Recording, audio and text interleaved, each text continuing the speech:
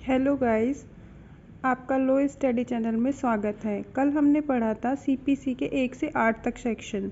कल मैंने बताया भी था जैसे कि आपको कि सीपीसी में जो धारा 2 है वो बहुत इम्पोर्टेंट है। आज हम उसी के बारे में चर्चा करेंगे कि सीपीसी की धारा 2 में क्या है। सीपीसी की धारा 2 में परिभाषाएं हैं। परिभाषाओं में क्या क्या है कि जैसे सीपीसी में जितने भी शब्द यूज़ हुए हैं जिनका हमें मतलब नहीं पता, उनके बारे में पूरा व्याख्यात किया है, मतलब एक्सप्लेनेशन किया है। ठीक है। जो सीपीसी के धारा 2 में परिभाषाएं हैं वो 2(1) से लेकर 2(20) तक है। मतलब धारा 2 की उपधारा 1 से धारा 2 की उपधारा 20 तक है। तो उसमें पढ़ेंगे हम 2(1) में संहिता, 2(2) में डिक्री। तो ऐसे पढ़ने से तो हमें मतलब कुछ याद नहीं होगा, वो ही बुक का पूरा हो जाएगा। हम एक कहानी के तरीके से पढ़ेंगे कि कैसे पढ़ते हैं। देखिए, पहले एक क्या बनी, एक बुक बनी, मतलब एक संहिता बनी। उसमें क्या लिखा गया, एक डिक्री का वर्णन किया गया। अब डिक्री किसकी होगी, डिक्रीदार की होगी। तो डिक्रीदार ने कहाँ से प्राप्त की उस डिक्री को, जिले से प्राप्त की। ठीक है। तो हम कैसे पढ़ेंगे, एक बुक बनाई जिसके अंदर डिक्री का वर्णन था। वो डिक्री डिक्रीदार की थी और उसको कहाँ से मिली थी, जिले से मिली थी। उसके बाद वो डिक्री क्या हुआ, खो गई कहीं। तो वो डिक्री जब वो डिक्री खो गई तो उसके बाद डिक्रीदार ने कहा कि मेरे विदेश में खोई है वो डिक्री। तो वो विदेशी न्यायालय के पास जाता है, वहाँ पे उनको बोलता है कि मेरी डिक्री खो गई। तो विदेशी न्यायालय एक निर्णय देता है। किसको देगा निर्णय, विदेशी निर्णय दिया कि सरकारी प्लीडर को दिया उसने कि जाओ इसकी डिक्री ढूंढ कर लाओ। प्लीडर ने देखा, घूमा फिरा, ढूंढने की कोशिश की। फिर उसके बाद वो वापस आता है न्यायाधीश के पास और बोलता है कि जो आपने मेरे को निर्णय दिया था, वो जो डिक्री थी उसके बारे में निर्णय त्रिणी से पता लगा है, वो अब मर गया। अब उसका उस डिक्री का एक विधिक प्रतिनिधि है जो उससे लाभ ले रहा है। उसने उससे संपत्ति बना ली और उसके बाद तो न्यायालय अब क्या करा, उसके बारे में आदेश दिया। किसको, प्लीडर को। प्लीडर ने क्या किया, एक कुछ नियम बनाए। मतलब नियम का मतलब विहित भी होता है। उसने लोक अधिकारी को बोला कि डिक्री खो गई है और जिसके पास थी वो भी मर गया है, तो अब क्या करें। फिर उसने क्या किया, लोक अधिकारी ने एक नियम बनाया कि अब मैं डिक्री ढूंढूंगा। उसके बाद जैसे वो ढूंढने लगा तो उसको पता लगा कि स्टॉक मार्केट में उसने तो बेच दी। तो स्टॉक मार्केट का यहाँ पे क्या है, निगम अंश। ठीक है। उसके बाद में उसको पता लगा अब बेचेगा कैसे, मतलब कहीं पे साइन तो करेगा ना वो। तो ऐसे करके उसने बेच दिया। तो ऐसे हम इसको एक कहानी के रूप में पढ़ सकते हैं। तो कैसे पढ़ेंगे, दोबारा से एक बार देख लीजिए। सही, एक बुक बनी जिसमें एक डिक्री थी, वो डिक्रीदार के पास थी। ठीक है। डिक्रीदार ने कहाँ से प्राप्त की थी, जिले से प्राप्त की थी। विदेशी न्यायालय के पास गया। क्यों गया वो, क्योंकि वहाँ पे खो गई थी। ठीक है। उसके बाद वो क्या किया, विदेशी न्यायालय ने एक विदेशी निर्णय दिया। किसको दिया, सरकारी प्लीडर को देगा। प्लीडर ने क्या किया, न्यायाधीश के पास वापस आके बोला कि वो जो आपने निर्णय दिया था ना डिक्री के लिए, वो डिक्री निर्णय त्रिणी के पास है, वो अभी मर गया। अब उसका एक विधिक प्रतिनिधि है जो उससे लाभ उठा रहा है, उसने संपत्ति बना ली उससे। फिर न्यायालय क्या किया, आदेश दिया वापस प्लीडर को कि जाओ कुछ नियम बनाओ। लोक अधिकारी के पास गया वो नियम बना के। फिर उसने और नियम लोक अधिकारी ने बनाए। फिर उस लोक अधिकारी को पता लगा कि स्टॉक मार्केट में वो डिक्री तो बिक गई। कैसे करके बिकी, साइन करके। ठीक है। अब धाराओं के बारे में पूरा अच्छे से समझेंगे हम कि इन धारा के अंदर है क्या क्या। देखिए, धारा 2 की उपधारा 1 के अंदर क्या है, संहिता। मतलब इसके अंतर्गत नियम आते हैं। कि संहिता का मतलब क्या होता है कि संहिताबद्ध, किसी चीज को हमने लिख के एक जगह कर दिया। जैसे जितनी भी ये अधिनियम है ये संहिताबद्ध है। ठीक है। अब धारा 2 आती है, डिक्री। ये बहुत इंपॉर्टेंट है, परीक्षा की दृष्टि से भी बहुत इंपॉर्टेंट है। इसमें हर तरीके के क्वेश्चन बनते हैं और हर एग्जाम में बनते हैं। ठीक है। तो इसको थोड़ा ध्यान से देखिए, डिक्री। ठीक है। जैसे देखो, डिक्री क्या होता है कि जैसे वाद में उत्पन्न किन्हीं या सभी विवादग्रस्त विषयों के संबंध में। ठीक है।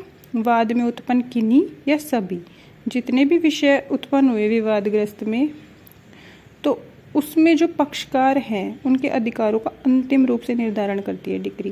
कि जैसे डिक्री, जैसे अब किसी के बारे में वाद उत्पन्न हुआ तो उसमें क्या होगा कि जो किन्हीं या सभी विषय हुए हैं, मतलब थोड़े या ज़्यादा जितने भी विषय हैं उनके संबंध में पक्षकार के अधिकारों का अंतिम रूप से निर्धारण करती है कि इसके बाद कोई भी निर्धारण नहीं होता। अब पढ़ेंगे धारा 2 की उपधारा 3 डिक्रीदार। डिक्रीदार क्या होती है कि जिसके पक्ष में डिक्री आ गई, जिसके पक्ष में कोई डिक्री पारित की गई, किसके द्वारा पारित की जाएगी? न्यायालय द्वारा। और कोई निष्पादन योग्य आदेश पारित किया गया हो कि जैसे न्यायालय बोल दे कि कल ये तो जीत गया केस और इसके संबंध में डिक्री पारित होगी, तो ये जिसके हक में डिक्री आई वो क्या होगा? डिक्रीदार। ये भी इम्पोर्टेंट सेक्शन है, इसको टिक मार्क कर लीजिए कि एग्जाम में आता है डिक्री और डिक्रीदार। अब धारा 2 की उपधारा 4 में क्या है? जिला मतलब डिस्ट्रिक्ट। डिस्ट्रिक्ट में मतलब क्या होता है? तो प्रारंभिक अधिकारिता वाले प्रधान सिविल न्यायालय की स्थानीय सीमाएं आती हैं। ठीक है। अब आती है धारा 2 की उपधारा 5, ये भी इम्पोर्टेंट है, विदेशी न्यायालय मतलब फॉरेन कोर्ट। मतलब इसमें 3 आते हैं, 3 मेन पॉइंट है, इसको याद कर लोगे तो विदेशी न्यायालय का मतलब पता लग जाएगा। विदेशी न्यायालय क्या हुआ? मतलब नाम से समझ में आ रहा है कि विदेश में स्थित है, भारत में नहीं है। तो हम पहली लाइन देखो यही लिख रहे कि वह न्यायालय जो भारत की सीमा क्षेत्र के बाहर स्थित हो। दूसरा है न तो भारत सरकार द्वारा स्थापित किया गया और ना चालू रखा गया। जो भारत के बाहर ही स्थित है तो भारत सरकार क्यों करेगी इसको चालू? नहीं करेगी। ठीक है। अब आता है धारा 2 की उपधारा 6 विदेशी निर्णय। मतलब विदेशी न्यायालय था पहले धारा 2 की उपधारा 5 में, और अब क्या है? विदेशी निर्णय 6 में। देखिए विदेशी न्यायालय द्वारा लिया गया निर्णय क्या हुआ? विदेशी निर्णय। अब उसके बाद आता है सरकारी प्लीडर धारा 2 की उपधारा 7 में। ठीक है, इसको क्या बोलेंगे? Government pleader. गवर्नमेंट प्लीडर वह व्यक्ति होता है जो राज्य सरकार द्वारा नियुक्त किया गया हो और उन्हीं के हिसाब से सारे काम करे। मतलब देखो इसमें लिख भी रखा है अधिरोपित कर्तव्यों का या उनमें से किसी का पालन करने के लिए राज्य सरकार द्वारा नियुक्त किया गया हो। देखिए धारा 2 की उपधारा 8 में न्यायाधीश। न्यायाधीश कौन होते हैं? सिविल न्यायालय का पीठासीन अधिकारी क्या होगा? न्यायाधीश होगा। धारा 9 में क्या है? इसमें धारा 2 की उपधारा 9 में निर्णय है। क्या है निर्णय? न्यायाधीश द्वारा डिक्री या आदेशों का कथन। मतलब न्यायाधीश क्या करेगा? क्या निर्णय देगा? डिक्री का देता है या फिर कोई ऑर्डर देगा, तो उसका जो कथन होगा वही निर्णय होगा। अब धारा 2 की उपधारा 10 में क्या है? निर्णित ऋणी। निर्णित ऋणी क्या करेगा या फिर कौन होगा? जिसके विरुद्ध कोई डिक्री पारित की गई है। मतलब अपन ने पढ़ा था धारा 2 की उपधारा 3 में डिक्रीदार, जिसके पक्ष में डिक्री पारित की गई और यहाँ पे जिसके विरुद्ध में डिक्री पारित की गई है तो वो होगा निर्णित ऋणी। ठीक है। अब ये देखिए धारा 2 की उपधारा 11 विधिक प्रतिनिधि। ये बहुत इंपॉर्टेंट है, इसके टिक लगा लीजिएगा। देखिए विधिक प्रतिनिधि कौन होता है? जैसे मान लो मेरी संपत्ति थी, मैं मर गई। ठीक है, अब मेरे बाद कौन मेरा विधिक प्रतिनिधि होगा उसके बारे में बताया गया है कि वो संपत्ति किसके हक में जाएगी? गवर्नमेंट के पास जाएगी या फिर किसी मेरे रिलेटिव के पास जाएगी? तो देखिए पढ़िए, मृत व्यक्ति की संपत्ति का विधिक प्रतिनिधि करता है। मृत व्यक्ति की संपत्ति में दखल अंदाजी करता है प्रतिनिधि रूप में वाद लाने या जिसके विरुद्ध प्रतिनिधि रूप में वाद लाया गया हो। मतलब जिसके, जैसे मैं मर गई और मेरा कोई रिलेटिव के पास गई वो संपत्ति, तो वो संपत्ति के लिए वो रिलेटिव भी वाद कर सकता है और उसके विरुद्ध भी कोई वाद ला सकता है। ठीक है। अब हम पढ़ेंगे अंतकालीन लाभ। मतलब धारा 2 की उपधारा 12 में अंतकालीन लाभ के बारे में बताया गया। बहुत इंपॉर्टेंट है, ये एग्जाम में भी आता है। देखिए अंतकालीन लाभ क्या होता है? संपत्ति पर सदोष कब्जा रखने वाले को उससे वस्तुतः प्राप्त हुए हो या मामूली तत्परता से उसे प्राप्त कर सकता था। मतलब जो संपत्ति पर सदोष कब्जा रखता है उससे कोई मतलब लाभ उसको प्राप्त हुआ हो या फिर वो वैसे कुछ भी करके उस संपत्ति का उपयोग लेके और उससे लाभ प्राप्त करता है। परंतु इसमें देखिए एक अपवाद आया है, किंतु कब्जा रखने वाले व्यक्ति द्वारा की गई अभिवृद्धियों के कारण हुए लाभ इसके अंतर्गत नहीं आते। मतलब कब्जा जो रखता है उसके अंतर्गत, जैसे मान लो कोई पट्टा था, अब उसको अवधि पूरी हो गई उसके बाद भी वो उससे लाभ उठा रहा है तो वो इस अंतकालीन लाभ के अंतर्गत नहीं आएगा। देखिए इसमें एक केस भी है, हिंदुस्तान स्टील लिमिटेड, उषा रानी। ठीक है। उसके बाद है जंगम संपत्ति। धारा 2 की उपधारा 13 के अंतर्गत है जंगम संपत्ति। जंगम संपत्ति में क्या आता है? उगती फसलें। ठीक है, अब आता है नेक्स्ट धारा है धारा 2 की उपधारा 14। इसमें क्या है? आदेश। आदेश कौन देगा? न्यायालय देगा। अब देखिए, डिक्री के अलावा व्यवहार, मतलब डिक्री को छोड़ के जो भी आदेश होगा, जैसे मतलब देखिए अभी इसकी लैंग्वेज पढ़िए। डिक्री के अलावा व्यवहार न्यायालय द्वारा किसी विनिश्चय की औपचारिक अभिव्यक्ति, मतलब जो न्यायालय निर्णय देगा, कैसी भी औपचारिक अभिव्यक्ति हो, कैसा भी आदेश दे, वो क्या होगा? आदेश के अंतर्गत आएगा। धारा 2 की उपधारा 15 प्लीडर। प्लीडर क्या होता है? एक तो हमने पढ़ा था सरकारी प्लीडर, अब एक है ये प्लीडर। प्लीडर में देखिए, जो न्यायालय में किसी अन्य व्यक्ति के लिए उपस्थित होने और अभिवचन करने का हकदार है। मतलब जैसे मैंने कोई प्लीडर हायर किया, मेरा कोई केस चल रहा है, तो उसके बारे में बताया गया कि जो न्यायालय में किसी अन्य व्यक्ति के लिए उपस्थित होने और अभिवचन करने का, मतलब जो केस फाइल करने का, वो होता है प्लीडर। ठीक है, अब प्लीडर में क्या क्या आता है? देखिए, अधिवक्ता, वकील और उच्च न्यायालय का अटॉर्नी।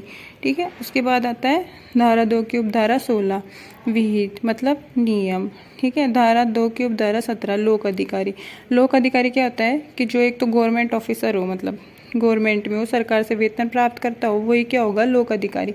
लोक अधिकारी में क्या क्या आते हैं? न्यायाधीश, अखिल भारतीय सेवा का सदस्य, थल सेना, नौसेना, वायुसेना, मतलब जो आर्मी ऑफिसर, नेवी ऑफिसर ये होते हैं ना, उनके प्रत्येक ऑफिसर, और राजपत्रित ऑफिसर, मतलब गजेटेड ऑफिसर।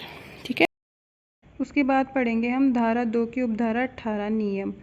नियम क्या होते हैं? नियम अब बोलेंगे अपन, सोचेंगे भी कि यार ये तो अपन ने संहिता में भी पढ़ा था, अब नियम ये यहाँ भी आ गए, अभी विहित में भी नियम था, तो नियम है क्या? मतलब कहाँ से आएंगे ये नियम? इसमें ये बताया गया, पहली अनुसूची में वर्णित अथवा धारा 122 या धारा 125 में बनाए गए नियम, ये होते हैं नियम। ठीक है, फिर है धारा 2 की उपधारा 19 निगम अंश, मतलब शेयर इन कॉर्पोरेट।